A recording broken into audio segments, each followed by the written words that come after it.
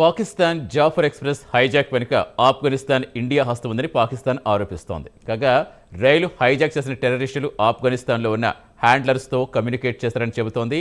అలాగే ఈ హైజాక్ వెనుక మాస్టర్ మైండ్ ఇండియాని లెఫ్టినెంట్ జనరల్ అహ్మద్ షరీఫ్ చౌదరి ఆరోపిస్తున్నారు.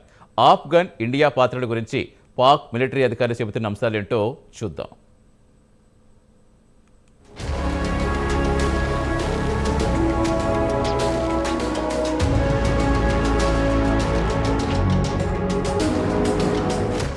ఈ వారంలోనే పాకిస్తాన్కు గట్టి షాక్ ఇచ్చారు బలోచ్ లిబరేషన్ ఆర్మీ ఫైటర్లు. ఏకంగా క్వెట్టా నుంచి పెషావర్ వెళ్తున్న జాఫర్ ఎక్స్ప్రెస్ రైలును హైజాక్ చేసి పాక్ ప్రభుత్వానికి గట్టి సవాల్ విసిరారు బిఎల్ఏ ఫైటర్లు.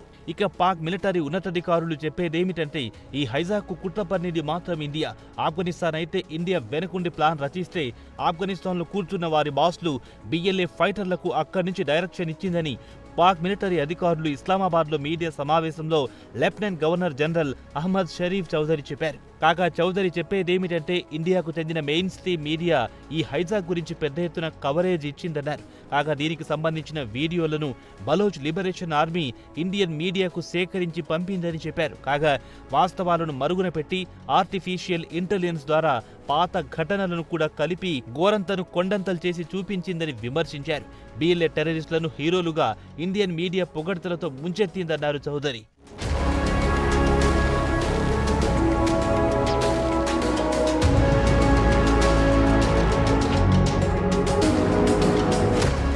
ఇక చౌదరి మీడియా సమావేశం సుమారు గంట పాటు జరిగింది. ఈ సమావేశంలో చౌదరితో పాటు బలోచిస్తాన్ ముఖ్యమంత్రి సర్ఫరాజ్ బుక్టీ కూడా పాల్గొన్నారు. మిలిటరీ ఆపరేషన్ కు సంబంధించిన వివరాలందించారు. ఈ మిలిటరీ ఆపరేషన్ కు ఆపరేషన్ గ్రీన్ బోలాన్ గా పేరు పెట్టారు. 36 గంటల పాటు జరిగిన ఆపరేషన్లో ఎట్టకేలకు ప్యాసింజర్లందరినీ సురక్షితంగా విడుదల చేయించామని చౌదరి వివరించారు. కాగా జాఫర్ ఎక్స్ప్రెస్ రైల్లో మొత్తం 354 మంది ప్రయాణికులను రక్షించామని, వారిలో 26 మంది ప్రయాణికులు సెక్యూరిటీ అధికారులను బిఎల్ఏ టెర్రరిస్టులు చంపారని, అలాగే పాక్ సైనికులు 36 మంది బిఎల్ఏ టెర్రరిస్టులను చంపేశారని చౌదరి వివరించారు. అయితే అంతకు ముందు మిలిటరీ అధికారులు మాత్రం 21 మంది పౌరులతో పాటు భద్రతా సిబ్బంది చనిపోయారని చెప్పారు. దీని గురించి వివరణ ఇస్తూ సెక్యూరిటీ అధికారులు ఆపరేషన్ పూర్తి చేసిన తర్వాత అక్కడ ఏరియాను పూర్తిగా క్లియర్ చేశారు. అప్పుడు కొంతమంది గాయపడ్డవారు కనిపించారు. వారిలో కొందరిని ఆసుపత్రికి తరలించిన తర్వాత మృతి చెందారని వివరించారు చౌదరి. మొత్తం 26 మంది బిఎల్ఏ దాడిలో చనిపోయారు. వారిలో 18 మంది పారామిలిటరీ దళాలకు చెందిన వారు లేక ఆర్మీకి చెందిన వారున్నారు. అలాగే 3 రైల్వే సిబ్బంది కాగా 5 సివిలియన్ పౌరులని మిలిటరీ ఉన్నతాధికారులు వివరించారు.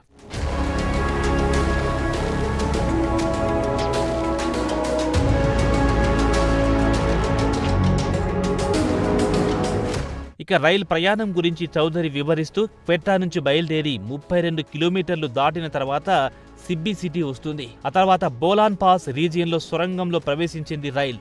కాగా సొరంగం పర్వత ప్రాంతంలో ఉంది. అప్పుడు బిఎల్ఏ టెర్రరిస్టులు పేలుడు పదార్థాలతో పట్టాలను ధ్వంసం చేశారు. అంతకు ముందు పారామిలిటరీ చెక్ పాయింట్లపై కూడా దాడులు చేసి 3 సైనికులను హతమార్చారని చౌదరి వివరించారు. ఈ రైలు ఆగిన వెంటనే మహిళలను, పిల్లలను ఒకవైపు జరిపి పురుషులను బందీలుగా చేసుకున్నారు. సంఘటన జరిగిన వెంటనే తక్షణమే తాము అప్రమత్తమయ్యాం. అక్కడ జరుగుతున్న పరిణామాలను ఎప్పటికప్పుడు గమనిస్తూనే ఉన్నాం. అయితే టెర్రరిస్టులకు ఉద్దేశపూర్వకంగానే దూరం పాటించామన్నారు. ఈ ఆపరేషన్లో పాకిస్తాన్ మిలిటరీ ఎక్కువగా డ్రోన్లపై ఆధారపడింది. రైలు ఆగిన గంట తర్వాత నుంచి డ్రోన్ల ద్వారా పరిస్థితిని అధ్యయనం చేసింది. కాగా ప్రయాణికులను కూడా బిఎల్ఏ ఫైటర్లు జాతుల ప్రకారం విడదీసింది. రైలు ఆగిన తర్వాత బిఎల్ఏ ఫైటర్స్ చాలా మంది కొండ ప్రాంతంలోని తమ రహస్య స్థావరాలకు చేరుకున్నారు. చిన్న గ్రూప్ మాత్రమే బందీలను తమ అదుపులో తీసుకుంది. అయితే బందీలను అదుపులో తీసుకున్న వారంతా సూసైడ్ బాంబర్స్ అని చౌదరి వివరించారు.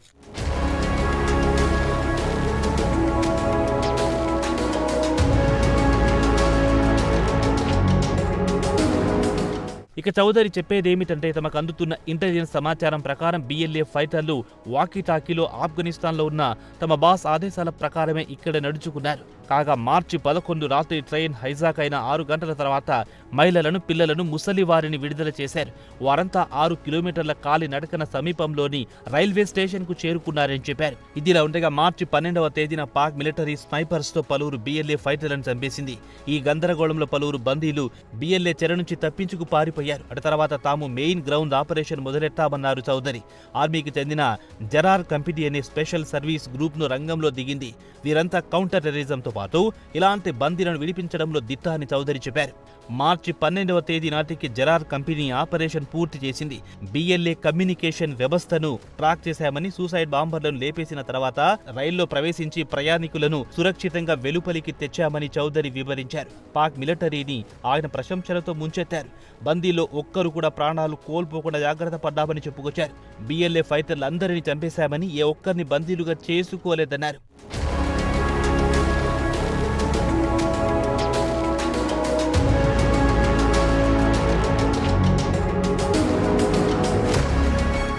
ఇదిలా ఉండగా ఈ హైజాక్ వెనుక ఇండియా, ఆఫ్ఘనిస్తాన్ల హస్తం ఉందని ఆరోపిస్తున్నా తక్షణమే ఇండియా కానీ ఆఫ్ఘనిస్తాన్ కానీ స్పందించలేదు. అయితే పాక్ ఇండియాపై ఎదురుదాడి చేయడంతో ఇండియా శుక్రవారం నాడు ఘాటుగా స్పందించింది. పాక్ ఆరోపణలను ఇండియా నిర్ద్వందంగా ఖండించింది.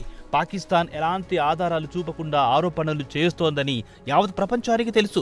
గ్లోబల్ టెర్రరిజానికి అడ్డా పాకిస్తాన్ అని, తమ వైఫల్యాలను కప్పిపుచ్చుకోవడానికి ఇతరులపై బురద చల్లుకోవడం మానుకోవాలని విదేశాంగ మంత్రిత్వ శాఖకు చెందిన అధికార ప్రతినిధి రణ్బీర్ జైస్వాల్ శుక్రవారం నాడు ఒక ప్రకటనలో తెలిపారు.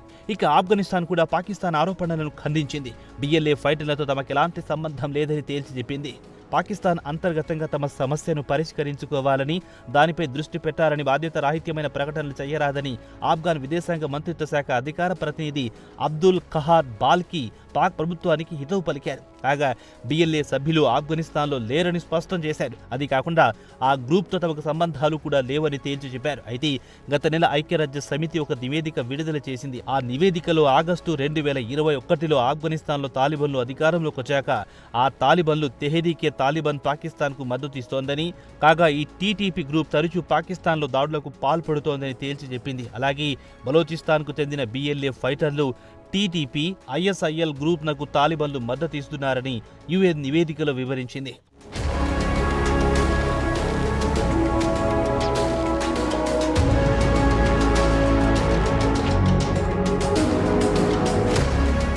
మొత్తానికి జాఫర్ ఎక్స్ప్రెస్ హైజాక్ దెబ్బకు పాక్ ప్రభుత్వం విలవిల్లాడిపోతోంది. తమ వైఫల్యాలను ఇటు ఇండియా, అటు ఆఫ్ఘనిస్తాన్పై గుప్పిస్తోంది. అయితే పాక్ అధికారులు చెప్పేదేమిటంటే ఇండియా బిఎల్ఏ ఫైటర్లతో ముచ్చటిస్తున్నప్పుడు వారి కమ్యూనికేషన్లను తాము రికార్డ్ చేశామని, అలాగే తాలిబన్లతో జాఫర్ ఎక్స్ప్రెస్ బందీలను అదుపులో తీసుకున్నప్పుడు ఆఫ్ఘనిస్తాన్లోని తమ బాస్తో ముచ్చటిస్తున్న కమ్యూనికేషన్ను రికార్డ్ చేశామని చెబుతోంది పాక్ ఆర్మీ. మరి దానికి తగ్గ సాక్ష్యాలు చూపించి ఆరోపణలు చేయాలంటున్నాయి ఇండియా, ఆఫ్ఘనిస్తాన్లు. మరి దీనికి పాక్ ఎలా స్పందిస్తుందో వేచి చూడాల్సిందే.